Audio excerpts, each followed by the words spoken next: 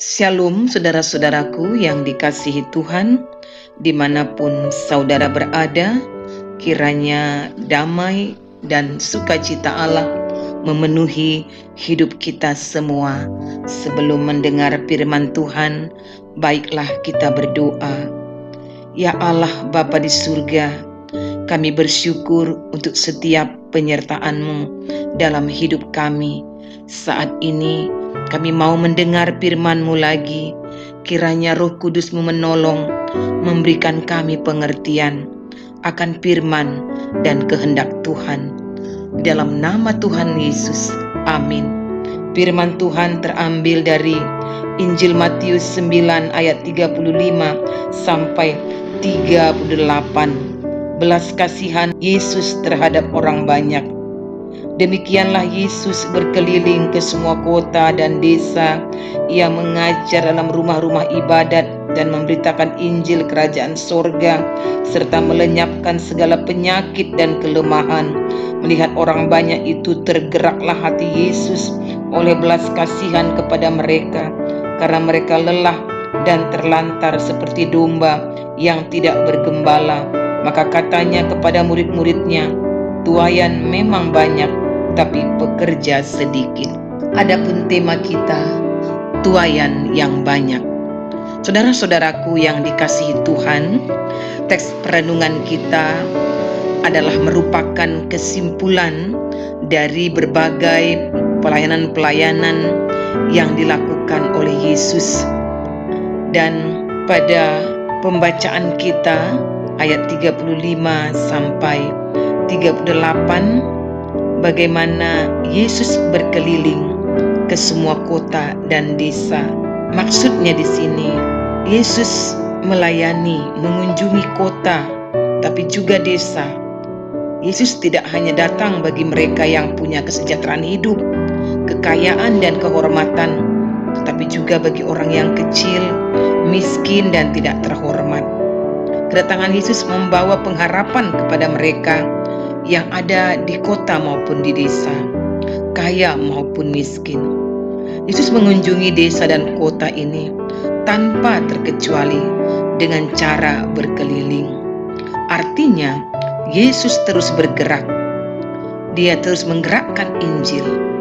Dia tidak bertahan di satu tempat sampai seluruhnya bertobat. Dia harus berpindah-pindah untuk mencapai sebanyak mungkin pendengar yang bisa diraihnya. Yesus datang untuk memberitakan Injil, tidak pada satu tempat, tetapi pada tempat-tempat yang lain. Ini juga disaksikan oleh Injil Markus 1 ayat 38 sampai 39. Dan kita melihat kesaksian dalam renungan ini, Yesus pun mengajar dalam rumah-rumah ibadat. Sebagai seorang guru Yahudi yang disebut rabi, dia pun mempunyai kebiasaan beribadah pada hari Sabat dan mengajar di rumah ibadat itu, atau yang disebut juga sinagogi. Saudara-saudaraku, walaupun Yesus menyadari bahwa rumah-rumah ibadat Yahudi dipenuhi dengan ajaran formalistik dan ritualistik, penuh dengan orang-orang yang munafik, Yesus tetap memanfaatkan peluang untuk mengajar di situ. Dan Yesus memberitakan Injil kerajaan sorga. Inilah yang kita dapat kembali penjelasan lewat teks renungan kita. Kedatangan Yesus adalah untuk memberitakan Injil, kabar baik, evangelion, kabar sukacita. Injil yang diberitakan Yesus adalah Injil kerajaan sorga. Injil kerajaan sorga tentang kerajaan Allah, di mana Allah memerintah dan kehendaknya lah yang terjadi. Saudara-saudaraku, Yesus juga disaksikan melenyapkan segala penyakit dan kelemahan. Pelayanan Yesus tidak hanya untuk memberi kesembuhan rohani, tapi juga kesembuhan fisik. Pemberitaan kerajaan surga sering diikuti dengan peristiwa penyembuhan. Ini juga sebabnya banyak orang yang berbondong-bondong mengikuti Yesus, yaitu untuk melihat tanda-tanda atau mujizat-mujizat yang dikerjakannya. Saudara-saudaraku yang dikasihi oleh Tuhan kita, di ayat 36 dikatakan, bahwa Yesus memandang orang banyak yang mengikutinya. Yesus tidak memandang orang banyak itu sebagai objek mencari ketenaran. Yesus memandang mereka dengan belas kasihan karena mereka lelah dan terlantar seperti domba yang tidak bergembala. Mereka tidak hanya lelah secara fisik, tapi juga secara rohani. Selama ini mereka dibebani oleh ajaran-ajaran legalistik oleh para guru-guru Yahudi.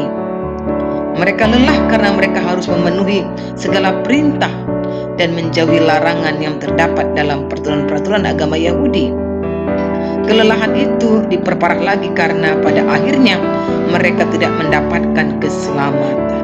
Mereka itulah yang disebut Yesus seperti domba yang tidak bergembala. Karena gembala mereka, yaitu para guru-guru Yahudi, menyesatkan mereka.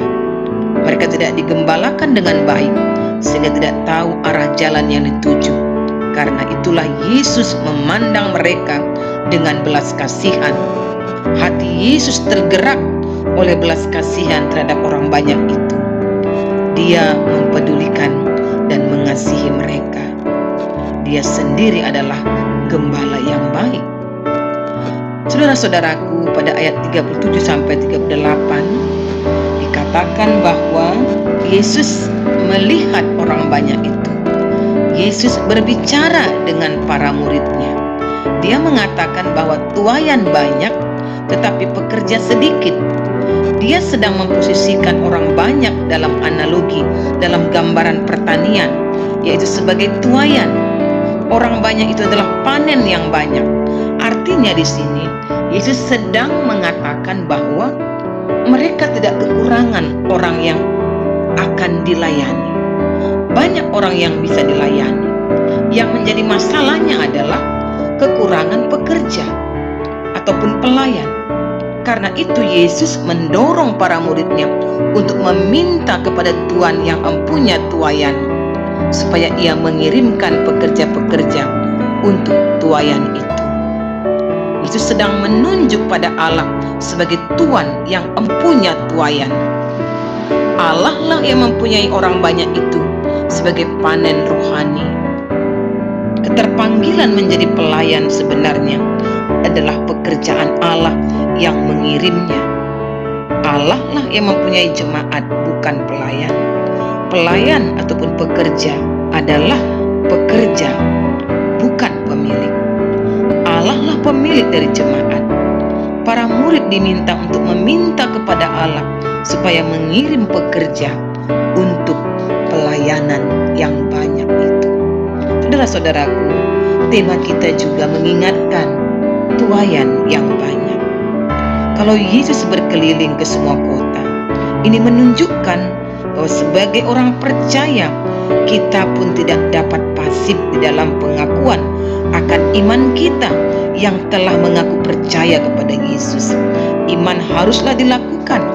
Kepekaan Yesus terhadap pelayanan membuat dia terus berkarya, sekalipun apa yang harus dihadapi. Tidak ada waktu yang terbuang bersantai dan lain sebagainya.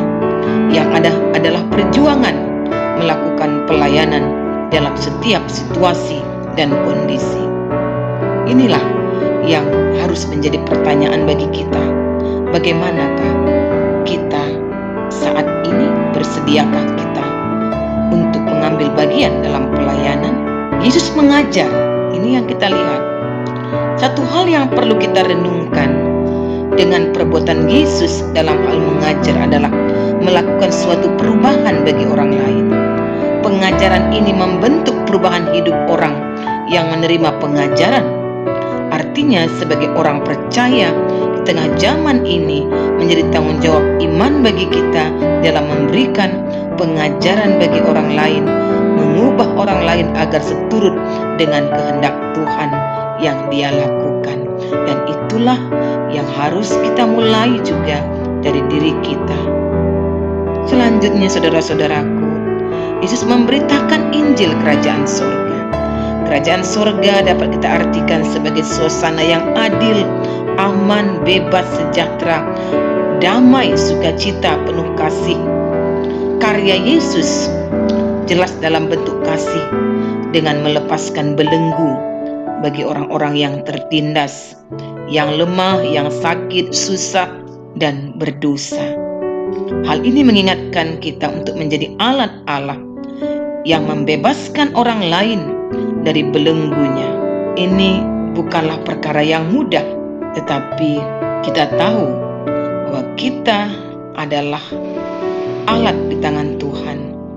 Kita harus memohonkan pertolongan kepada Dia yang memberi kekuatan untuk memampukan kita melakukan tugas itu.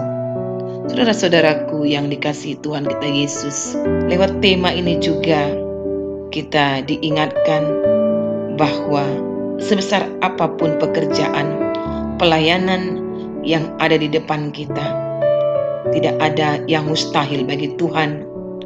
Janji Tuhan jelas bahwa kita memiliki Tuhan, yaitu Tuhan sang pemilik tuayan itu, yang dengan meminta kekuatan kepadanya lah, maka kita akan mampu mengerjakannya, melakukan tugas itu.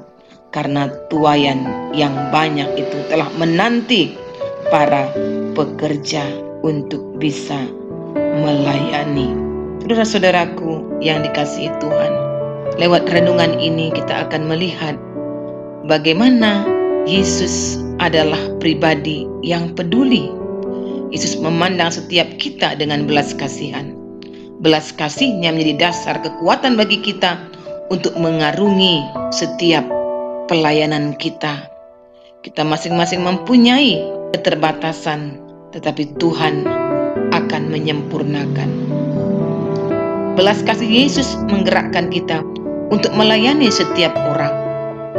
Belas kasih Yesus karenanya menjadi teladan bagi kita untuk melayani setiap orang dari semua latar belakang, umur, kondisi, ekonomi, dan sosial.